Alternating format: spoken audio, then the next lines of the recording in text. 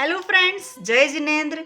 जैन रामायण यानी कि तीर्थंकर चरित्र भाग 3 की बुक रीडिंग में मैं मेघा जैन आप सभी का स्वागत करती हूँ।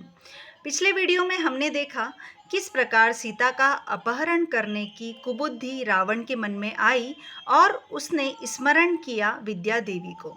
विद्या देवी ने एक उपाय बताया, वो कुछ इस प्रकार था। वासुकी नाग के मस्तक पर से मणिरत्न लेना कदाचित संभव हो जाए, परंतु राम की उपस्थिति में सीता को प्राप्त करना संभव नहीं हो सकता। फिर भी एक उपाय है। युद्ध के लिए प्रस्थान करते समय राम ने लक्ष्मण से कहा था कि संकट उपस्थित होने पर सिंहनाद करना। यदि सिंहनाद करके राम को यहाँ से हटा दिया जाए तो अकेली रहने पर सीता का साहरण करना सरल हो जाएगा। ये किसने किसको बताया? देवी ने उपाय बताया रावण को।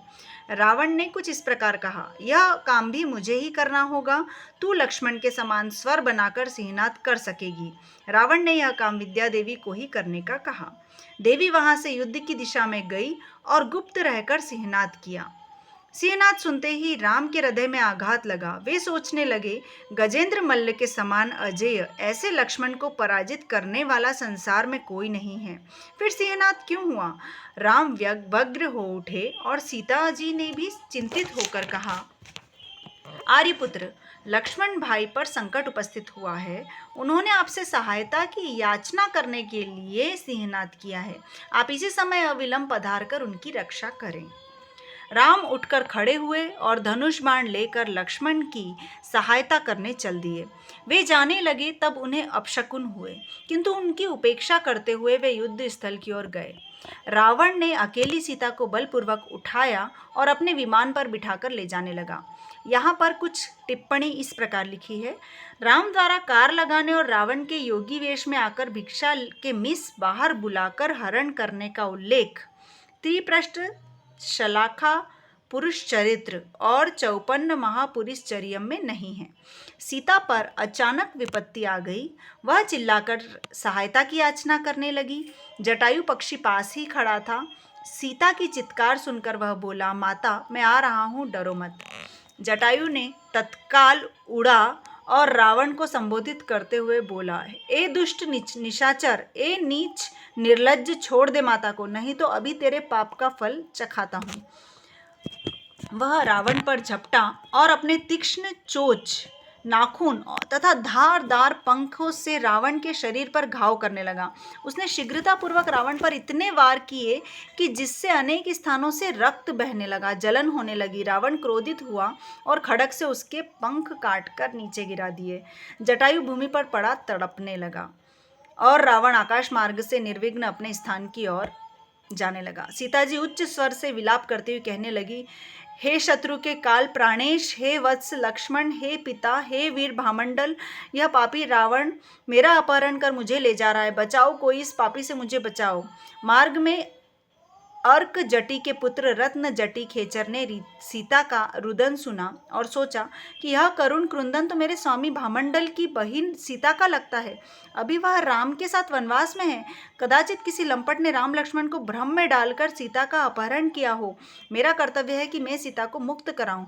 इस प्रकार विचार कर वह खड़ग लेकर उछला और रावण के सम्मुख आकर कहने लगा, अरे धूर्त लंपट, छोड़ दे इस सती को, अन्यथा तू जीवित नहीं बच सकेगा। मैं तुझे इस घोर पाप का फल चखाऊंगा। रावण ने रत्न जटी को अपने पर आक्रामक बनता देख उसकी समस्त विद्याओं का हरण कर लिया। विद्या हरण के साथ ही रत्न जटी नीचे गिरा और वहां के कंबुगिरी पर रहने लगा। सीता को लेकर रावण आकाश मार्ग से आगे बढ़ने लगा। सीता को संतुष्ट एवं प्रसन्न करने के लिए वह बड़ी विनम्रता पूर्वक कहने लगा, सुंदरी, तू खेद क्यों करती है? मैं समस्त भूचर और खेचरों का स्वामी हूँ। शक्ति, अधिकार एवं वैभव में मेरे समान संसार में दूसरा कोई नहीं है। मैं तुझे राजमहिषी के सम्मान पूर्ण पद पर शोभित करूंगा। तेरी आज्ञा में मैं स्वयं त्रिखंडाधिपति सदैव उपस्थित रहूंगा। उस दुर्भागी और भील जैसे वनवासी राम के साथ तो तू दुखी थी, तेरा जीवन कष्टमय था। उस दरिद्र के साथ रहकर यह देवांगना जैसा उत्कृष्ट रूप यौवन नष्ट करने में कौन सा लाभ था? मैं तुझे देवोपम सुख प्रदान करूंगा। तू इंद्राणी के समान गौरवशालिनी हो जाएगी। राम जैसे हजारों तेरे सेवकों के भी सेवक रहेंगे। अब तू शोक और विषाद को त्याग कर मुझ में अनुरक्त हो जा। और मेरी बन जा, मैं तेरे समस्त मनोरथ पूर्ण करूंगा। सीता तो अपने शोक सागर में निमग्न ही थी।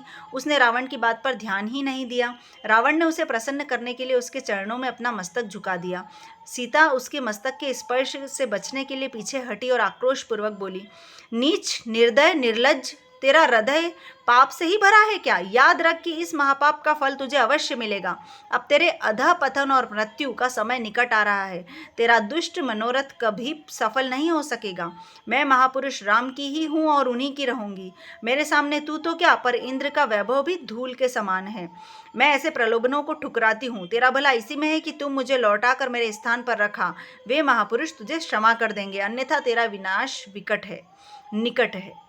रावण विवश रहा। वह सीता को लेकर लंका में आया। मंत्रियों और सामंतों ने उसका स्वागत किया।